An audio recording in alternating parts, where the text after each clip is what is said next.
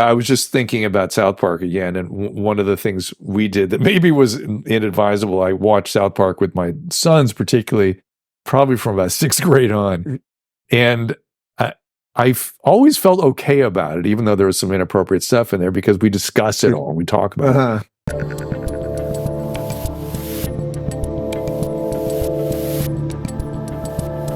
Is the, I guess, counter to that the doom scrolling and the endless amount of information. It's nice to have the good information out there, but that thing also, and the filters on pictures, and nobody thinks they look right, and all of the rest of it. Well, the screens are a problem. The screens are no doubt. The screens are part of the distress that's going on right now, particularly for young people. So what do you do about that? You know, the cat is out of the. Get you to solve problems. I know. The horse is out of the barn for a lot of generations, and particularly sort of millennial age. You're not going to take them away from screens, and Gen Z probably not either. But there needs to be a consensus of limiting screen time for the younger kids. You've got to do it.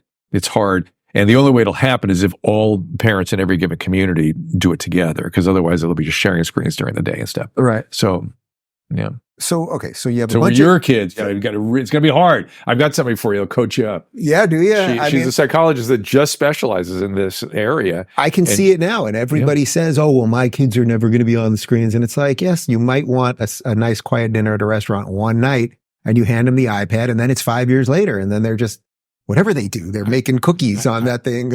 I get it. We have multiples. When you're in survival mode, when you have multiples, we absolutely would have thrown our kids on screen just to survive. Do you know about Miss Rachel? Do you know Miss Rachel? Miss Rachel is like this huge YouTuber, and supposedly she's like the one, she's an early educator. So Captain Kangaroo. She's the one. Yeah, but it's like, it's not flashy, and it's not fast, and it's not destroyed. So she's the one. So basically the only thing I watch now is Miss Rachel. I just put on Miss Rachel. But we don't even even that, we try to limit it to just a few minutes just before dinner so we can sit down for a second. Okay. But I can see the challenge, and it's almost, to me, it strikes me as just an unwinnable. There's just no win, because we all wish we were better with these things. Yes. Even me, a guy that takes a month off in August, and I try not to tweet on weekends and all that stuff. Nobody's perfect. So there's no perfect parent. We're screwed. And your kids will hate you for a little while anyway. No matter what you do, you know how it goes. But it's okay. They'll be good. They'll be good. I was just thinking about South Park again, and one of the things we did that maybe was inadvisable, I watched South Park with my sons, particularly, probably from about 6th grade on. And I've always felt okay about it, even though there was some inappropriate stuff in there, because we discuss it all and we talk about it. And those guys, what is your take now? I've been dying all day to talk to you about this. So what you're referencing, for people that haven't seen, is we've put out a couple of these videos where I'm watching South Park for the first time, which it was my guy's idea. So so you must have missed that. The reason that we did it the first time was because I was a Simpsons guy. So 1989, The Simpsons came out. Okay. And I still love The Cosby Show. That was obviously before Bill I guess he was having his adventures, but there was this big debate, because they were both on at the same time, which one was going to take over. And I loved Cosby and I loved The Simpsons. And then I went the Simpsons route. And then that was 89. And then around 95, 96, South Park came up. But Simpsons was, season 7, season 8, like primo best years of The Simpsons. Yes. And I was just like, I'm only going to watch one cartoon. Okay. That was my policy. And then Family Guy came in around and then, like later in the last 10 years, I've watched some Family Guy that. But I just basically was just like, no, I'm a Simpsons guy. I get it. And that's it. That's how I am with like Star Wars, Lord of the Rings. I like robots, the little dwarfs with hairy feet. No, I get it. For other people. This guy, he loves them. You can only do so much. Yeah. Right. So that's why I never watch it. But of course, everyone's always saying to me, Dave, you got to watch. Did you see this? Did you see it? So now we've started watching them, and I have to tell you, these people are ill mentally. They're ill, but they have... No, it's so twisted and deep and dark and weird and insane and brilliant. Yeah. But they have crystal brains. Yeah. They can see the future. It's amazing. They're always about 3 years ahead of the game. In extreme ways where you think, oh my God, this is over the top. I remember, did you see, you're still early in the game. Well, I'm all over the place. They just pick random ones. So all right. Gentlemen, get him the one where PC Principal is at the fraternity house going down the hall with the, they do exactly.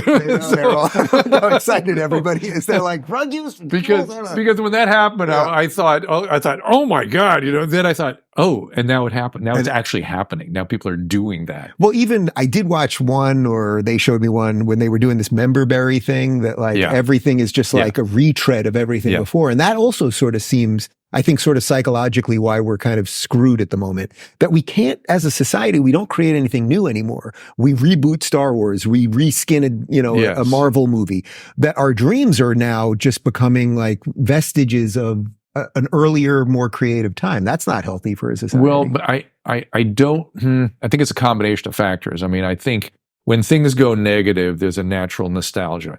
Why there would be nostalgia for the worst decade in American history, the 70s, I cannot imagine. But there seems, but give me a little 80s. Come on, 80s. 80s good. Was lovely, and it was fun. And that's the thing that's missing now is fun, right? And the 80s were fun. And so I'm seeing little hints that maybe something like that is sort of emerging. Go ahead. No, well, I was just, as you were saying that, like, it seems to me also partly what's missing is that we've so atomized sex now, because porn is now everywhere and it's a private thing for people. And it's like, we can joke about it, but nobody talks about it. But like, there's nothing sexy anymore. There aren't sexy movies. There aren't sexy TV shows. There used to be magazines. If you went to the supermarket and you'd see like a sexy person on a magazine, it was just something that was there. It's just like sex is gone. Men or women now. We're fat is hot. Like something about that also seems like it's really screwing with people. It is. Young people are not having sex. At least the majority of them are not. I mean, it used to be fun. We used to try to engage with people. You try to have sex with people, but now that goes as problems with consent, objectification, fetishization, bizarre. It just gets a label. Or the app, you just know every freaking thing about that person first. You know all their likes and dislikes, all the food they like. There's just no mystery.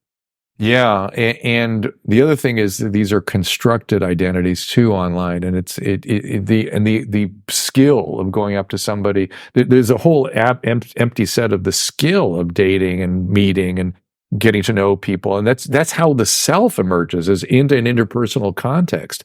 And we need to practice lots of that to decide who we are in a relationship, what we like in other people, how we fit with other people. It takes a lot of time and energy to figure that out. What do you make of the porn part of this specifically related to psychological like stuff? Because you remember what was his name? Jeffrey Toobin on CNN. So he gets caught whacking off on a Zoom call. Yep. And to me, what was funny about that, not was that he was doing it as much as like in between being on CNN, that's what he's doing. But that a lot of people are doing that. Yes. That's like just there now. Consuming and compulsive. And it's been a grave concern of mine from the addiction standpoint, because that's where we're seeing lots of that. We don't have any idea the full impact on young people. I will tell you what I've seen over the last 15, 20 years is young males feeling frightened. They don't want to be seen as objectifying women or being toxic masculine.